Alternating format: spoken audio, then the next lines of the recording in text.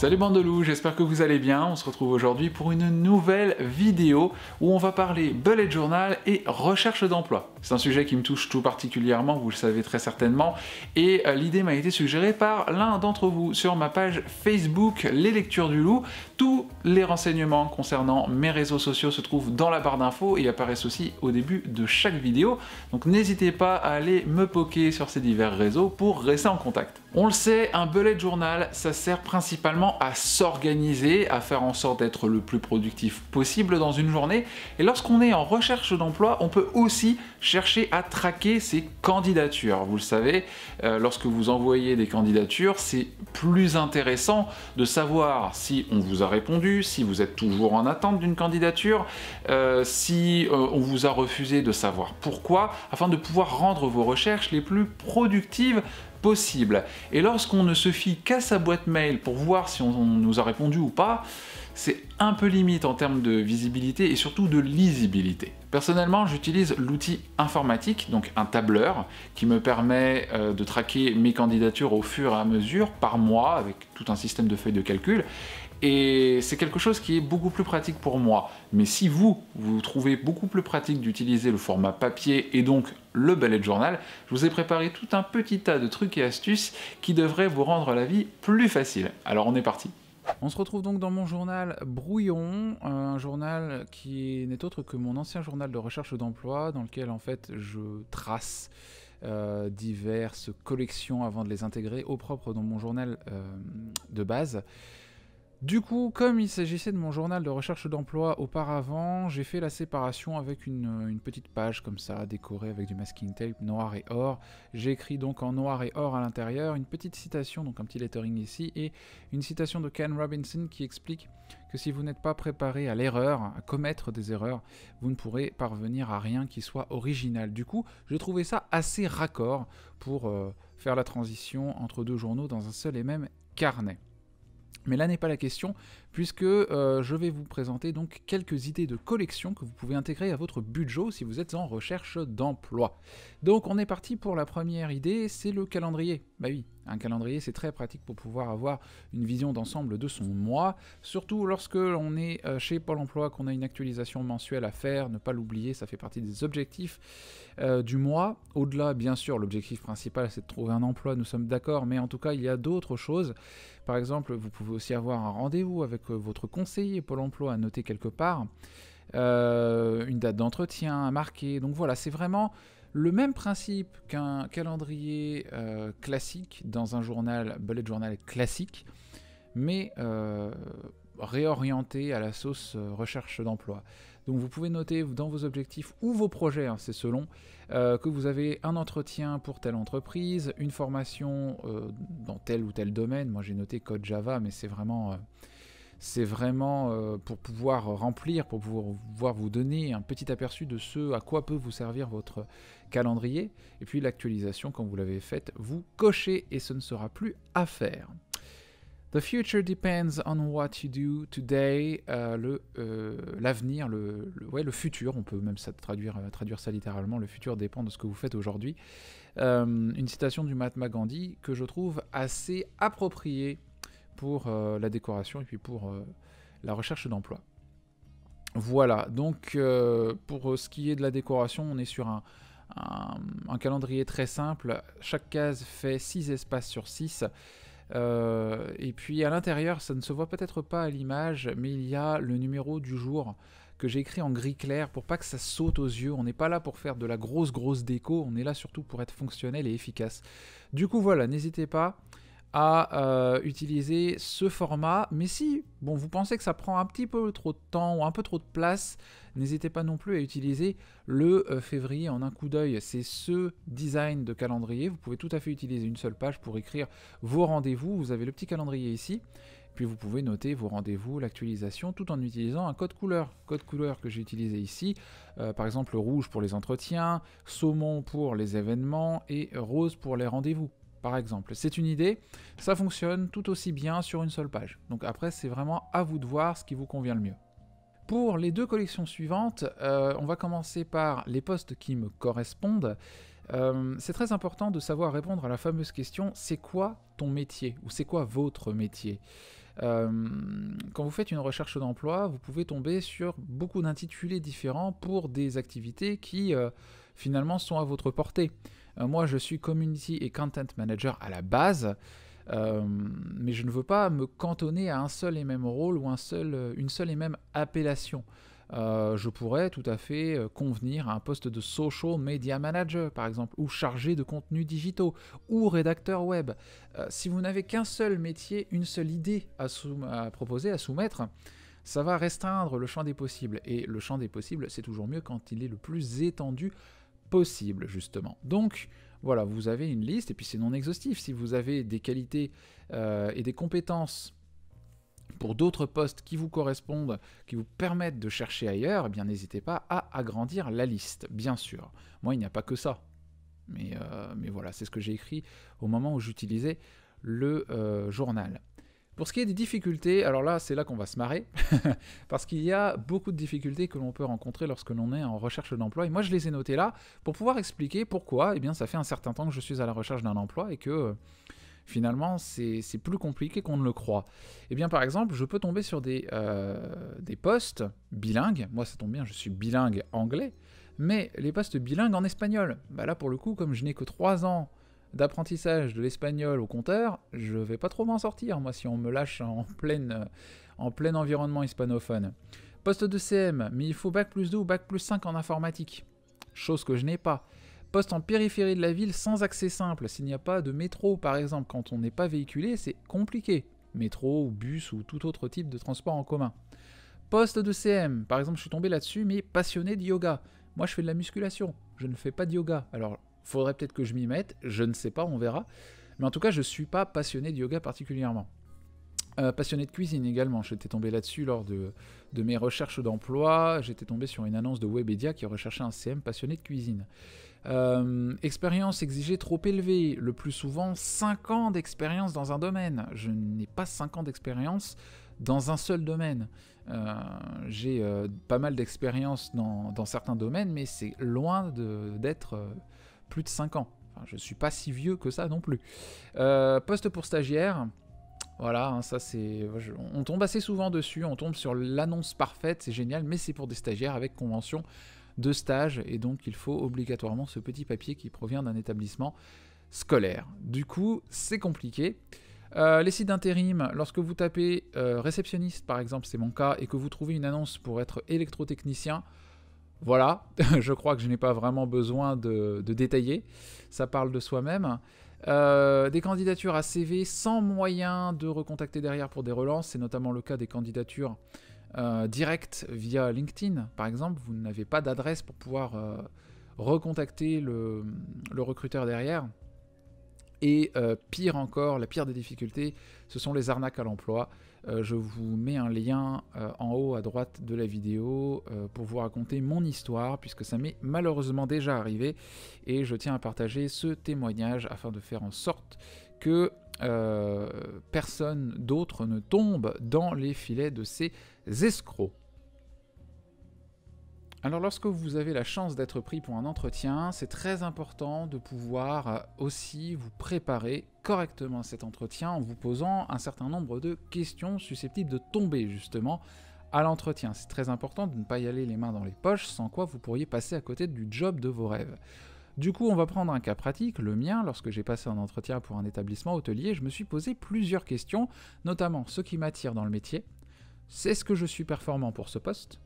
Comment j'imagine le poste, ça c'est une question qui revient très très souvent en entretien. Les désavantages, parce que oui, on peut avoir affaire à plusieurs désavantages, savoir comment les contourner, comment vivre avec dans un job, par exemple la station debout pénible, ça peut aussi être un désavantage. Est-ce que vous pouvez travailler debout pendant 8 heures ? Ça c'est une chose que l'on peut vous demander en entretien, est-ce que vous avez les épaules pour ça ? Pourquoi leur annonce ou alors leur entreprise aussi, particulièrement, c'est important de savoir répondre pourquoi eux et pas quelqu'un d'autre. Tout comme eux pourront vous demander, oui mais pourquoi vous et pas quelqu'un d'autre ? Et également d'autres postes, pour pouvoir se vendre et dire que je suis aussi disponible pour tel ou tel poste, en fonction de vos compétences, bien sûr, vous pouvez candidater à un seul poste, mais vous pouvez ouvrir le champ des possibles en disant que vous pouvez aussi assumer plusieurs autres tâches qui peuvent conduire bien sûr à vous orienter vers d'autres postes au sein de la même entreprise. Donc voilà, pour ce qui est de l'établissement hôtelier, j'ai répondu donc à ces diverses questions afin de préparer mon entretien, qui était un entretien d'ailleurs de réceptionniste de nuit. Donc voilà, après tout ce qui est des avantages dans l'hôtellerie, ça peut être la clientèle difficile à gérer, il faut répondre à ces problèmes avec tact et fermeté, bien sûr. Travail de nuit, c'est une nouvelle organisation de vie, ça aussi il faut savoir le gérer sa vie personnelle lorsqu'on est employé de nuit. Comment j'imagine le poste? Je réponds aussi en me disant que c'est un poste de nuit, calme, il faut préparer les prochains départs, faire une gestion du planning des réservations, renseignements clients, réservation de services.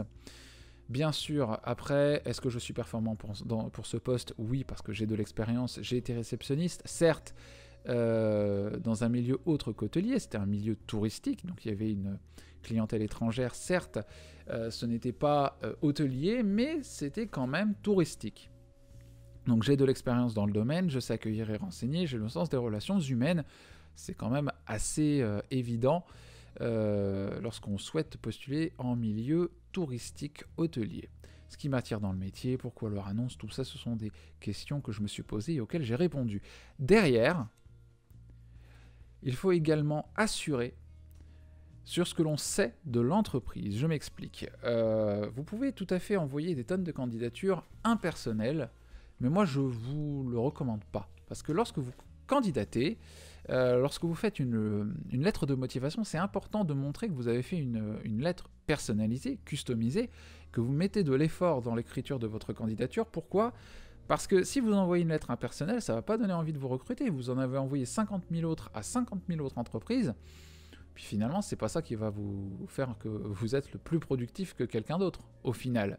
Puisque vous n'allez pas forcément décrocher d'entretien si vous ne vous êtes pas renseigné un minimum sur l'entreprise, sur son actualité, sur les divers titres qu'elle a pu recevoir.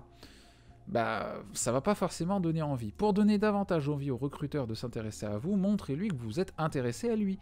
Par exemple, ce que je sais de l'entreprise pour laquelle j'ai postulé, c'était qu'elle était... c'était un établissement hôtelier, donc il était classé numéro 1 sur 10 des hôtels du lieu où il se trouve, cet établissement hôtelier. Il a reçu un certificat d'excellence. Il possède son propre potager, c'est intéressant aussi. Et puis, il a reçu quand même des avis assez incroyables sur TripAdvisor. 595 avis au total, dont 367 excellents, donc la meilleure note, et 181 très bien. C'est vous dire quand même qu'il y a pas mal d'avis positifs. Donc voilà, c'est très important de savoir montrer aux recruteurs, que ce soit sur une lettre de motivation ou en entretien, que vous vous êtes intéressé à l'entreprise et que vous avez envie de travailler justement parce que vous vous êtes renseigné et vous savez dans quoi vous mettez les pieds. Donc ça, c'est très important à préparer, donc comme je vous l'ai dit, que ce soit en entretien ou dans une lettre de motivation au préalable. Alors pour ce qui est des dailies, personnellement, je ne m'en sers plus du tout, puisque j'utilise un tableau de suivi de mes recherches d'emploi. Après, vous pouvez fonctionner avec le système des dailies, c'est pas non plus interdit, au contraire, moi c'est ce que je faisais avant. Je trouve ça moins pratique parce que finalement c'est moins lisible. Vous pouvez savoir ce que vous faites au jour le jour, mais c'est quand même beaucoup plus pratique et beaucoup plus lisible pour moi d'utiliser ce que je vais vous montrer, à savoir un tableau de tracking des candidatures. Regardez. Donc voici le tableau de suivi des candidatures. Alors bien sûr, c'est rempli de manière un peu factice, avec diverses petites choses pour pouvoir vous montrer comment remplir le tableau de suivi. Donc c'est un tableau avec moult colonnes, notamment la date, puisque c'est, là vous voyez, c'est mon suivi de candidature de février 2018, donc je sais que ce sera le 8 février 2018 si j'écris la date ici. L'entreprise pour laquelle j'ai postulé, le lieu de l'entreprise, donc où se trouve l'entreprise, la catégorie d'emploi, donc un emploi dans le milieu de la communication, poste Community Manager. Pour ce qui est du support de l'annonce, où est-ce que j'ai trouvé l'annonce ? Je peux écrire, je l'ai trouvé sur Indeed, je l'ai trouvé sur LinkedIn, je l'ai trouvé sur le site de Pôle emploi. Lorsque j'ai envoyé ma candidature, si je n'ai pas eu de réponse, est-ce que j'ai envoyé un rappel au bout d'une semaine ? Est-ce que j'ai envoyé un deuxième rappel, si besoin, au bout de 2 semaines ? Est-ce que j'ai eu un entretien ? Je marque oui ou non. Et ici, les explications, les notes. Si je n'ai pas eu d'entretien ou si j'ai eu un refus, je peux écrire refus, j'explique pourquoi. Est-ce que ma candidature est toujours en cours parce que je n'ai pas eu de réponse? Est-ce qu'on garde mon profil mais malheureusement il n'y a pas d'opportunité? Vous voyez? Ou justement il n'y a pas d'opportunité donc on garde mon profil, ou alors c'est un refus clair, net et précis. Donc ça c'est très important, moi c'est ce que je fais sous forme digitale, j'utilise un tableur pour ça. Mais vous pouvez tout à fait vous servir de l'outil papier pour suivre vos candidatures. Et puis en plus, l'avantage c'est que vous pouvez aussi en faire une photocopie et fournir ça à quelconque organisme qui aura besoin de vérifier si vous êtes actif dans vos recherches d'emploi. Juste derrière, il y a un petit calendrier. Alors c'est un tout petit calendrier. Tiens, je viens de remarquer que si vous écrivez la première lettre des mois de juillet à novembre, ça fait Jason. Ok, tout va bien. J'avais même pas vu. Mam et Jason. Ok, pourquoi pas. Donc, bon ça, blague à part, c'est un petit calendrier de mise à jour des CV Pôle emploi. Vous savez, sur Pôle emploi, vous avez aussi la possibilité de laisser vos CV en ligne pour des recruteurs, que les recruteurs puissent les consulter. Et si vous ne les mettez pas à jour, si vous avez un CV qui date de Mathusalem dans votre base de données, forcément, votre CV sur Pôle emploi ne va pas forcément servir à quoi que ce soit. Donc, vous pouvez écrire en fonction du numéro de la semaine dans le mois, oui, première semaine, deuxième semaine, troisième, quatrième, janvier, février, mars, avril jusqu'à décembre. Vous pouvez griser, ou enfin utiliser la couleur que vous voulez, mais marquer que vous avez bel et bien mis votre CV à jour. Et puis 2 semaines après, vous le remettez à jour. Vous pouvez même le faire toutes les semaines. En général, c'est mieux de le faire quand même toutes les semaines pour avoir un CV à jour au maximum. Vous avez juste besoin de dépublier vos CV et puis les republier derrière. Vous n'avez pas besoin de faire des modifications. Vous faites juste republier, enfin dépublier, republier. Comme ça, vous êtes à jour, vous êtes tranquille. Donc ça, c'est un petit tracker qui est toujours utile pour pouvoir rester à jour dans vos CV Pôle emploi. Et puis ça peut être la même chose sur les dépôts de CV, que ce soit sur des sites comme Indeed, LinkedIn, Viadeo ou encore tous les sites de boîtes d'intérim. Et on termine avec la fonction première d'un carnet, c'est de prendre des notes. Bien sûr, si jamais il vous arrive de vous rendre à un atelier de formation ou juste un atelier d'information pour prendre un maximum de notes et faire en sorte que les informations que vous engrangez ne rentrent pas par une oreille et ressortent par l'autre, prenez des notes dans votre journal, ça pourra toujours vous être utile pour retrouver des informations que vous ne pourrez pas avoir ailleurs. Donc n'hésitez pas à vous servir de votre journal. Et voilà mes petits loups, cette vidéo est maintenant terminée. Je vous remercie beaucoup de l'avoir regardée jusqu'au bout. N'hésitez pas d'ailleurs à me partager toutes vos créations si cette vidéo vous a inspiré, que ce soit via Instagram en utilisant le tag @Wolfagram sur vos photos et pas juste la description, hein, faites bien ça sur les photos. N'hésitez pas non plus à me partager vos créations sur les réseaux sociaux ou encore par mail leslecturesdulou@gmail.com. Je vous dis à très bientôt pour une prochaine vidéo. D'ailleurs, la prochaine c'est vendredi qui vient avec mon Plan With Me du mois de mars et un nouveau thème qui pique, on peut le dire. À très bientôt, je vous embrasse sur votre œuf humide. Ciao.